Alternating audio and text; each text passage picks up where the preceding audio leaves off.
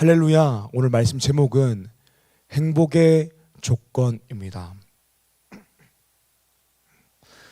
어제 소그룹을 위한 아이스 브레이킹 방법론이라는 주제로요, 우리 귀한 김지현 자매하고 전채연 자매가 직접 강사가 되어서 강의를 해 주었습니다. 이 김지현 자매, 전채연 자매 이 두 자매가요, 정말 전문적인 강사처럼 PPT도 준비하고요, 본인들이 셀 모임 때 활용했던 활동지들을 다 모아서 설명하고 실습하는 시간을 가졌습니다. 얼마나 좋았는지 모릅니다. 그 활동지 중에서 제가 인상 깊게 봤던 것은요, 가치관 경매라는 거였어요. 혹시 해보신 분들이 있을 것 같아요, 우리 셀원들 중에서. 이게 뭐냐면 자신이 중요하게 생각하는 가치를 순위를 매겨서 한정된 자원 안에서 조원끼리 경매를 해서 그 가치를 가져오는 것이었습니다. 제가 돌아다니면서 슬쩍 보니까 우리 인미더들이 자신의 가치관 1번으로 뭐를 가장 많이 적은지 아세요? 신앙을 적었더라고요. 제가 그거 보면서 너무너무 뿌듯했습니다. 그리고 쭉 보니까 2위로 행복을 적는 사람들이 많았습니다. 가치관 목록을 보게 되면 어떤 게 있냐면요, 가족, 친구, 연인, 건강, 지식, 돈, 명예, 신앙, 직업, 외모, 경험, 도덕, 평화, 화술, 평범, 평등, 쾌락, 행복, 지혜, 인맥 등이 있었습니다. 사랑하는 여러분, 여러분들은요, 행복하기 위해서 어떤 가치관을 선택하시겠습니까? 여러분들의 행복의 조건은 무엇입니까? 아마 많은 분들이 1순위로 신앙을 고를 것 같긴 합니다. 그렇다면 이거 제외하고 어떤 것을 고르시겠습니까? 어떤 분들은 이렇게 이야기할 것 같습니다. 나는 행복하기 위해서 적당히 쓸 수 있는 적당한 돈이 필요할 것 같아. 그리고 건강과 연인과 가족이 있으면 좋을 것 같아 라고 말씀하시는 분들도 있을 거예요. 또 어떤 분들은 나는 행복하기 위해서 지식과 지혜를 가지고 나의 직업에서 성공해서 명예를 가지고 싶어. 그러면 내가 행복할 수 있을 것 같아 라고 하시는 분들이 계실 것입니다. 오늘 말씀 제목은요, 행복의 조건입니다. 사랑하는 여러분, 여러분들이 행복할 수 있는 행복의 조건은 무엇입니까? 제가 짧은 기간이지만 사역을 하고 사람을 만나고 또 제 삶을 되돌아보면서 느낀 것은요, 우리가 여기 앉아서 예배를 드리고 예수님을 믿는 이유는 행복하기 위함인데요, 예수님을 믿고 행복한 사람이 있는가 하면 예수님을 믿었는데 신앙생활을 하는데 기쁘지 않게, 감사하지 않게, 불행하게 신앙생활하는 분들이 있다라는 것입니다. 분명 우리 중 많은 분들은 행복하기 위해서 예수님을 만났습니다. 그리고 예수님 믿고 진짜 행복해지신 분들도 정말 많습니다. 그런데 왜 예수님을 믿음에도 불구하고 기쁨이 없고 감사가 없고 불행하게 살아가는 사람들이 많이 있을까요? 남의 이야기가 아닐 수 있습니다. 우리가 오늘 말씀을 통하여서 우리가 정말로 예수님 안에서 행복을 누리며 신앙생활하기 위해서 어떻게 되는지 말씀을 통해 나눠보길 원합니다.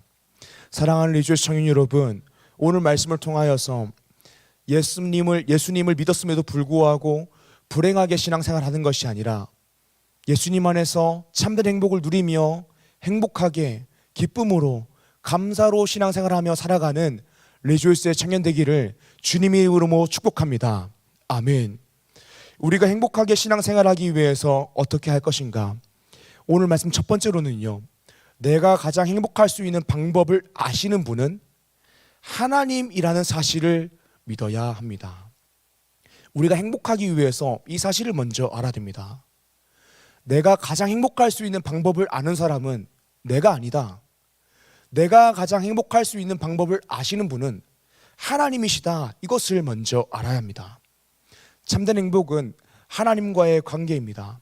그리고 그 관계 안에 들어오고 하나님과의 관계를 누릴 때에 우리가 행복하게 살 수 있습니다. 이것이 행복하게 살 수 있는 방법입니다. 그런데 우리는 착각을 하고 있습니다. 우리는 내가 나에 대해서 가장 잘 안다라고 생각합니다. 나의 감정이 움직이는 메커니즘을 다른 사람들보다 내가 가장 잘 알고 있어라고 이야기합니다. 내가 무엇을 할 때, 내가 어떨 때 행복한지 나는 내가 가장 잘 알고 있어 라고 이야기합니다. 잘 알겠죠? 다른 사람들보다는요. 그런데 내가 가장 행복할 수 있는 방법을 가장 잘하는 사람은 내가 아닙니다. 내가 가장 행복할 수 있는 방법을 아시는 분은 하나님이십니다. 오늘 말씀 14절 보기 원하는데요, 제가 읽겠습니다. 하늘과 모든 하늘의 하늘과 땅과 그 위의 만물은 본래 내 하나님 여호와께 속한 것이로되. 아멘. 오늘 말씀 14절을 보게 되면요, 하늘과 모든 하늘의 하늘과 땅과 그 위의 만물은 본래 내 하나님 여호와께 속한 것이로되 라고 합니다. 하나님이 모든 만물의 주인이시며 창조주라는 것입니다. 이 말의 의미가 무엇이냐면 하나님이 천지의 창조주라는 것입니다. 그리고 나를 창조하신 분도 하나님이라는 것입니다. 이 말씀이 우리에게 어떤 의미를 가져다 줍니까? 나를 가장 잘 아는 분은 내가 아니다. 나를 가장 잘 아시는 분은 하나님이시다입니다. 시편 139편을 보기 원합니다. 시편 139편 1절에서 6절의 말씀입니다. 제가 읽겠습니다. 여호와여, 주께서 나를 살펴보셨으므로 나를 아시나이다. 주께서 내가 앉고 일어섬을 아시고 멀리서도 나의 생각을 밝히 아시오며 나의 모든 길과 내가 눕는 것을 살펴보셨으므로 나의 모든 행위를 익히 아시오니 여호와여, 내 혀의 말을 알지 못하시는 것이 하나도 없으시니이다. 주께서 나의 앞뒤를 둘러싸시고 내게 안수하셨나이다. 이 지식이 내게 너무 기이하니 높아서 내가 능히 미치지 못하나이다. 아멘. 시편 139편 1절에서 6절을 요약하면 무엇입니까? 나보다 나를 더 잘 아시는 주님입니다. 찬송에도 이런 게 있죠. 나보다 나를 잘 아시는 주님. 이 시편 139편 1절에서 6절이 하나님이 나를 너무 잘 아시는데 이 지식이 너무 기이하고 높아서 내가 나를 아는 지식이 하나님이 나를 아는 지식보다 높지 못하다라는 것입니다. 나보다 나를 더 잘 아시는 분은 하나님이라는 것입니다. 사랑하는 여러분, 우리가 행복하기 위해서는요, 이 사실을 인정해야 됩니다. 하나님이 나보다 나를 더 잘 아시고 내가 행복할 수 있는 방법도 하나님이 나보다 더 잘 아십니다. 그러므로 우리는 하나님을 의지해야 됩니다. 정말 이 말이 맞는 말인 게 마태복음 10장 30절을 보게 되면요, 예수님께서 이렇게 말씀하셨습니다. 너희에게는 머리털까지 다 세신 바 되었으니 라고 합니다. 사랑하는 여러분, 여러분들 가운데에 자신의 머리털을 셀 수 있는 분들이 계십니까? 하나님은 그 머리털까지도 다 세고 계신다라고 말씀하십니다. 이 말이 무엇이냐면 하나님은 정말 세심하게 우리에 대해서 하나부터 열까지 다 아신다라는 것입니다. 그렇다면 우리 안에 어떤 신앙의 태도가 와야 하냐면 내가 가장 행복할 수 있는 방법을 아는 사람은 내가 아니다. 내가 가장 행복할 수 있는 방법을 아시는 분은 하나님이시다.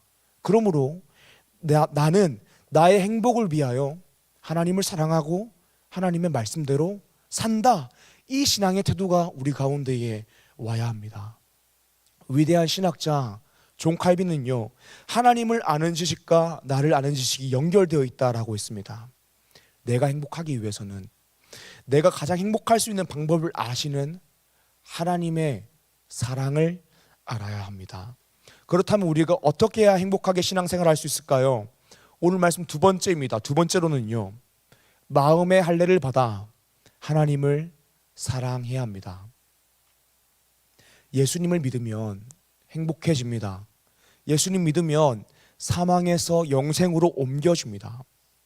그런데 예수님 믿음에도 불구하고 불행하게 신앙생활하는 분들이 계십니다. 예수님 믿었는데 내 안에 기쁨이 없고 감사가 없이 신앙생활하는 분들이 종종 계십니다. 그렇다면 그 문제를 어떻게 해결할까요?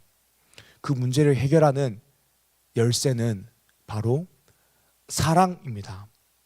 먼저 하나님의 사랑을 알아야 우리가 행복할 수 있습니다. 15절 말씀입니다. 제가 읽겠습니다. 여호와께서 오직 내 조상들을 기뻐하시고 그들을 사랑하사 그들의 우선인 너희를 만민 중에서 택하셨음이 오늘과 같으니라. 아멘. 하나님이 우리를 사랑하셨습니다. 그래서 우리를 위하여 독생자 예수 그리스도를 보내주셨습니다. 죽을 수밖에 없는 죄인이 그리스도의 십자가의 보혈의 능력으로 말미암아서 생명으로 옮겨졌습니다. 하나님과의 관계가 회복되었습니다. 우리는 이 사랑을 알아야 행복해질 수 있습니다. 우리가 이 사랑을 받고 이 사랑을 알 때에 하나님께서 우리에게 요구하시는 것이 있습니다. 그것은 바로 우리가 하나님을 마음 다해 사랑하는 것입니다. 우리의 행복을 위하여 하나님께서 이 사랑을 요구하십니다. 12절과 13절입니다. 이스라엘아, 내 하나님 여호와께서 내게 요구하시는 것이 무엇이냐?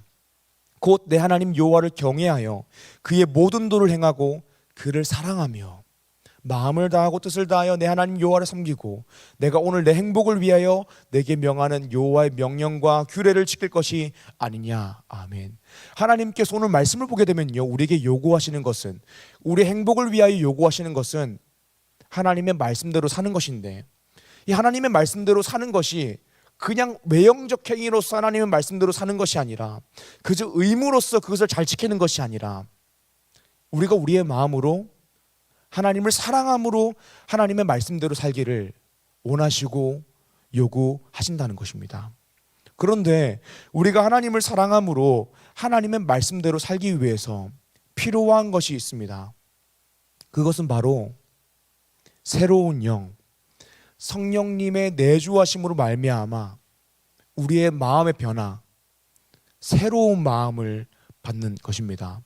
오늘 말씀에서는요, 이 새로운 마음을 받는 것을 마음의 할례라고 표현했습니다. 16절입니다. 다 같이 읽어보겠습니다. 준비, 시작. 그러므로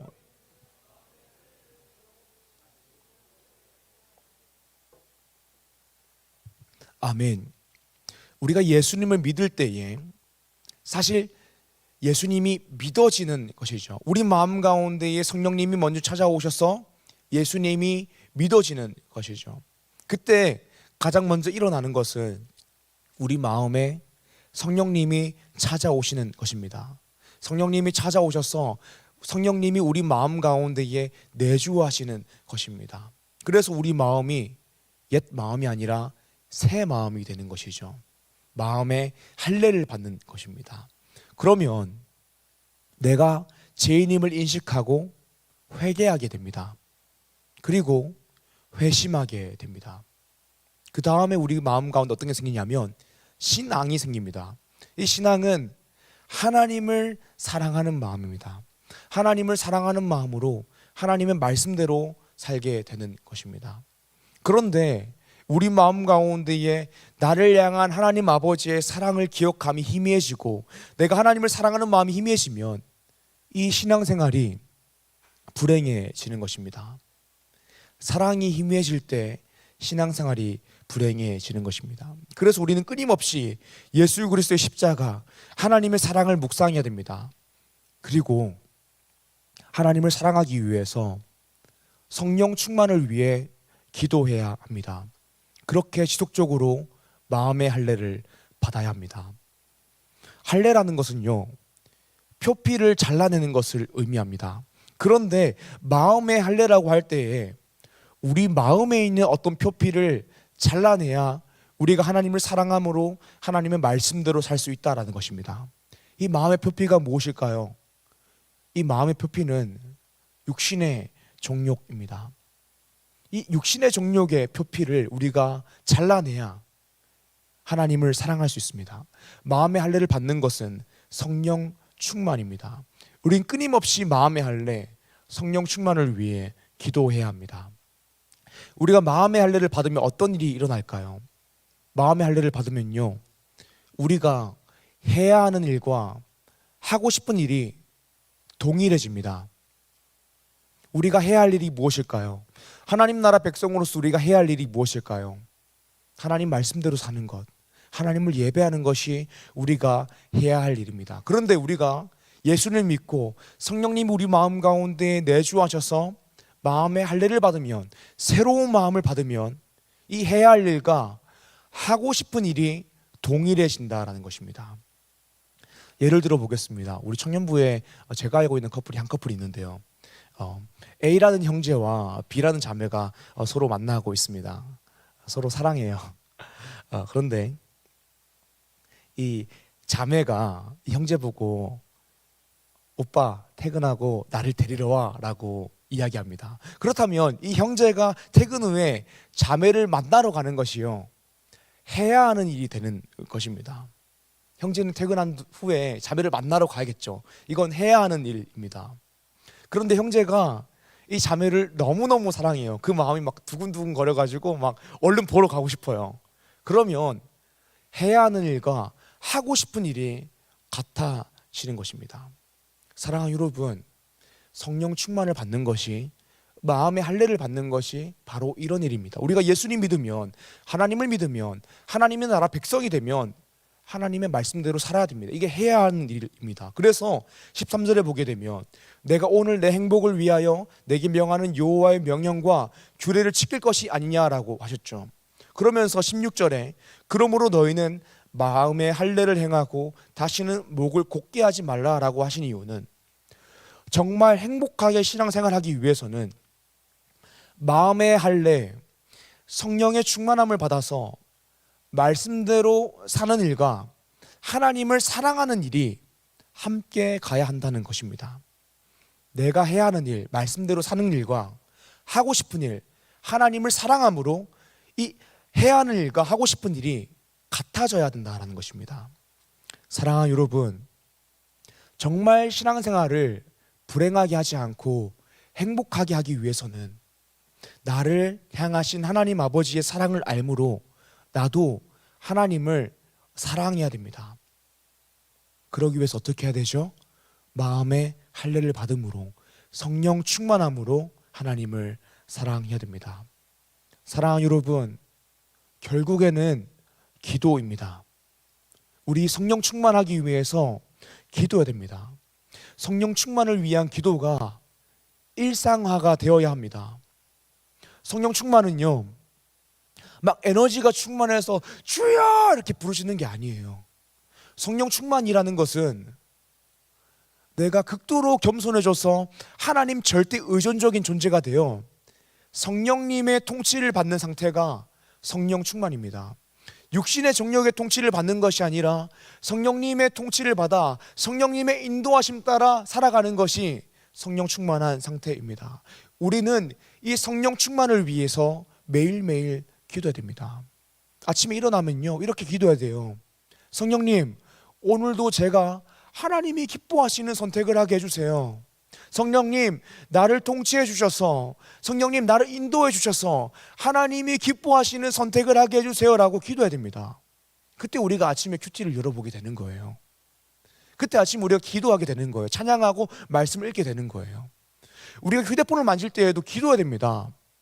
뭐 눈 감고 기도하라 이런 말씀이 아니라요, 일상적으로 기도해야 됩니다. 성령님, 이 휴대폰을 할 때에도 제가 하나님이 기뻐하시는 선택을 하게 해주세요.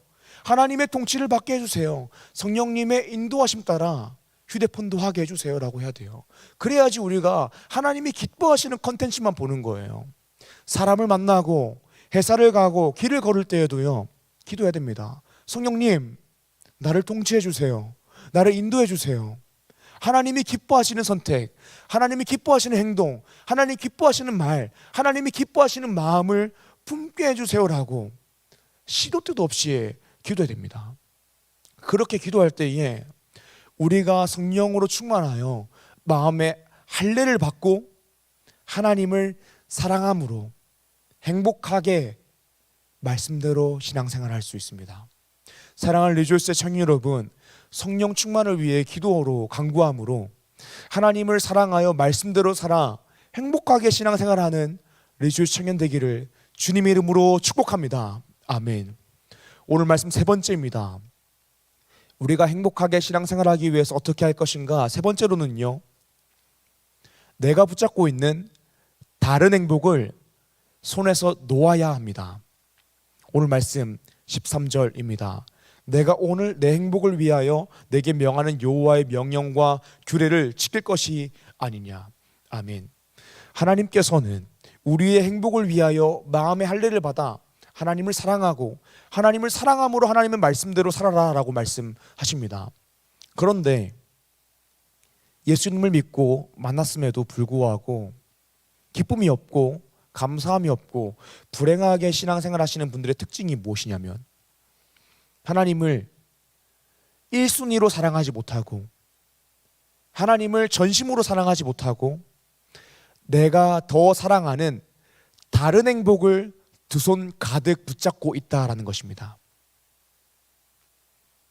하나님이 아닌 다른 행복을 두 손 가득 붙잡고 있으면 신앙생활 할 때 기쁠 수가 없습니다. 감사함이 넘칠 수가 없습니다. 예레미야서 2장 13절의 말씀입니다. 함께 읽어보겠습니다. 준비 시작.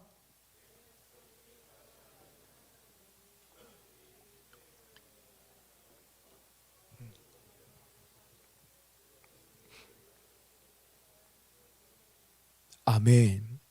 이스라엘 백성은 분명 하나님을 알고 만난 사람입니다. 그들도 신앙생활 했습니다. 그런데 그들은 불행하게 신앙생활했습니다. 왜 그렇습니까?